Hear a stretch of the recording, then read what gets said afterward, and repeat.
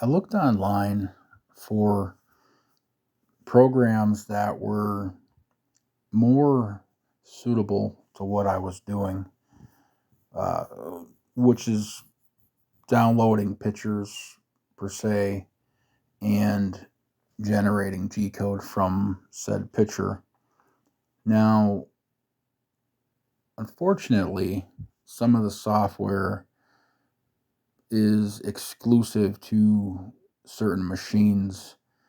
If you buy a router online, sometimes it comes with its own software, and that's hard to come by. But one of the names that kept popping up was Aspire. So I said, heck with it.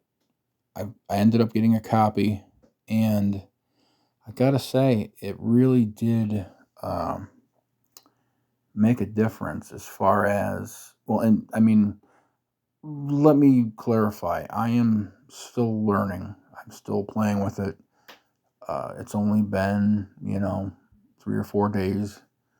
But I will say, in 3 or 4 days, I have seen a very big difference in the carvings and engraving.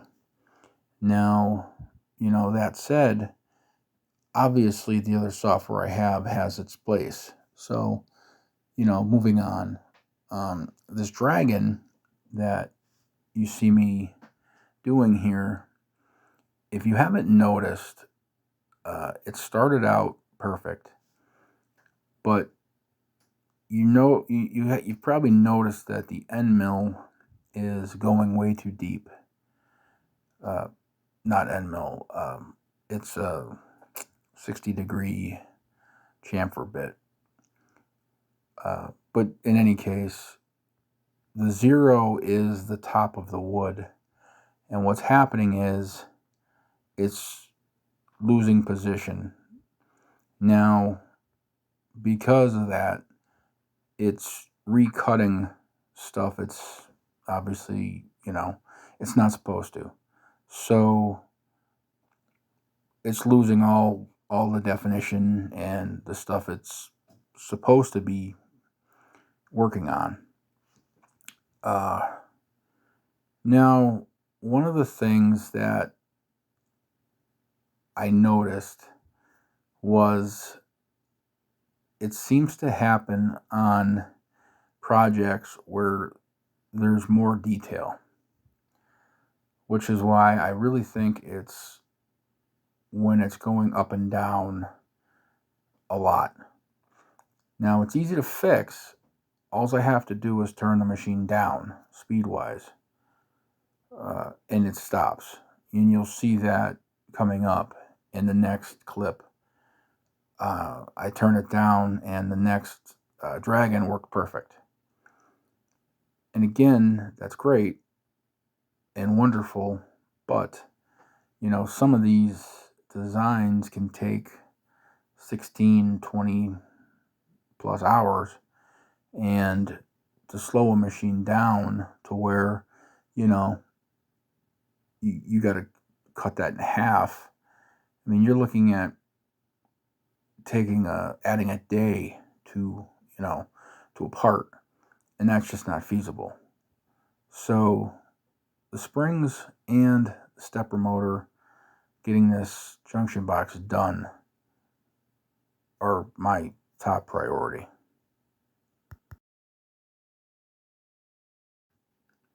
The teeth came out pretty good actually, but unfortunately the rest of it did not. I figured I'd glance over so you guys could see what it looks like when the Z position goes wonky on you.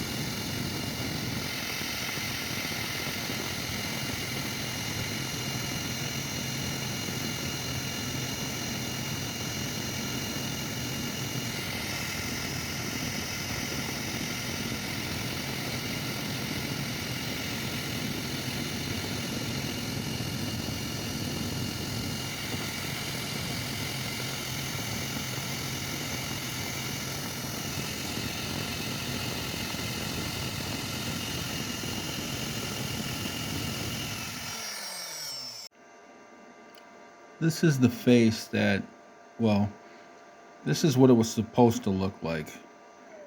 And unfortunately, that's what the first one came out as. And I think I finally figured out what's happening. This spindle, uh, well, it's got some weight to it. And I think even though this stepper motor is pretty good size, and I think more than capable of swinging this thing up and down, I think what's happening is some of these engraving um, details require this thing to really get moving up and down while the machine's going back and forth, etc., etc. And obviously you've got inertia and momentum and all that stuff going. So, for the sake of argument, let's say this is 20 pounds and, you've got this thing going down and it's 20 pounds and this machine quickly has to pick it back up and throw it down and pick it up and throw it down and pick it up. In the middle of all that, I think what's happening is I'm losing steps. And that's where that came in and some of the other problems. So what I've come up with for a solution is some springs. Each one of these springs is supposed to be good for, I think, 10 pounds. So I'm going to do, in the inside here, I've got plenty of room. I'm going to make a mount for the top back plate and a mount for the bottom aluminum plate. And basically, I'm going to attach the spring. Now, I'm hoping that 2 springs should definitely help with, the momentum problem. If it doesn't, I did purchase the new stepper motor that is a servo motor, which I know will also fix the problem. I'm just really avoiding that right now because it's going to be an in-depth fix. It's not something I can just swap the motor like this one here. I had to change the mount and the whole shebang, and I'm going to have to do that with this. Plus, same thing, I still haven't ran the wire for the servo part of it. So the junction box that I'm building is upstairs, so I still have to do that as well. Busy, busy, busy. Let me show you the mounts that I'm making for the little springy dingy. I'm not sure how well you're going to see this part, but this is the part that is in the computer now. I still have to drill the center, tap the hole, and finish these 2 holes here. But this is going to be the mount for the spring. As you can see, it fits perfect.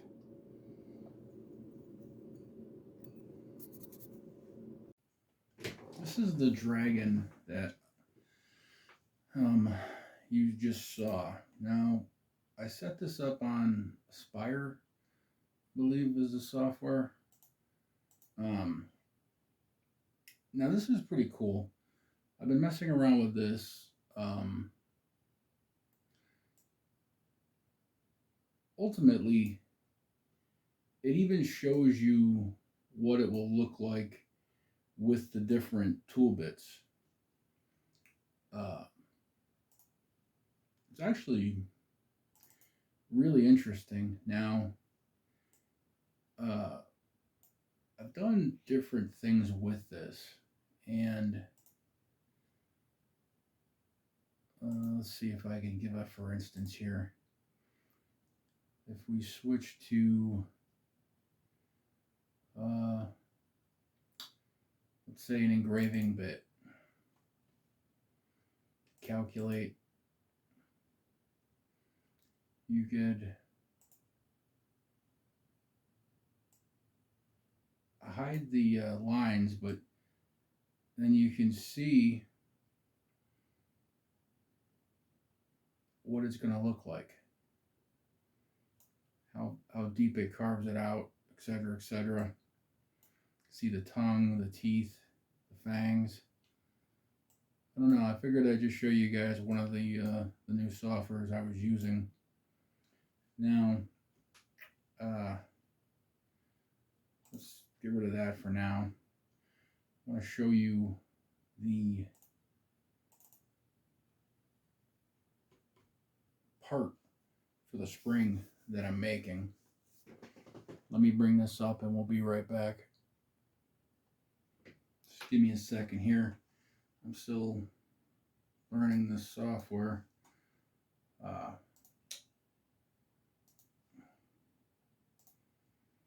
Import.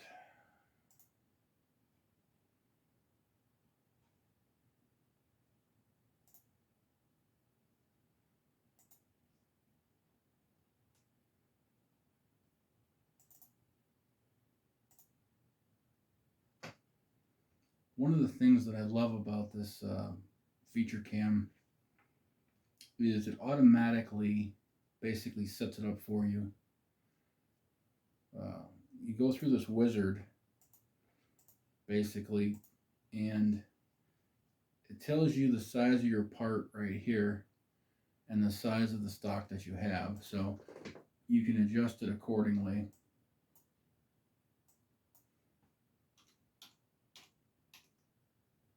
Obviously, this is in metric, but this program just converts it to inches anyway.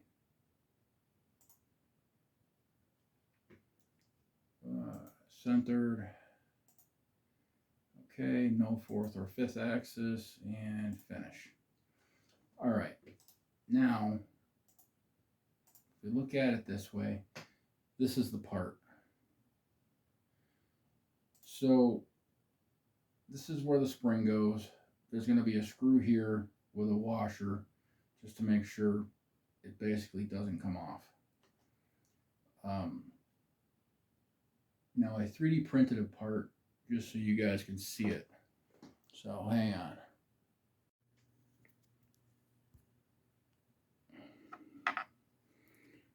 In the end, this is what it's going to look like. These are stepped counterboard, so the heads of the screws will be flush.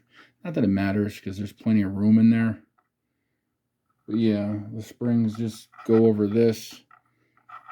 They will sit standing up, one on each side, up and down. And I'm hoping that this spring fixes the Z problem, at least for the time being, before I can get that spindle set up. Anyway, that's it, guys. Hope you're having a good weekend. I'll catch you later.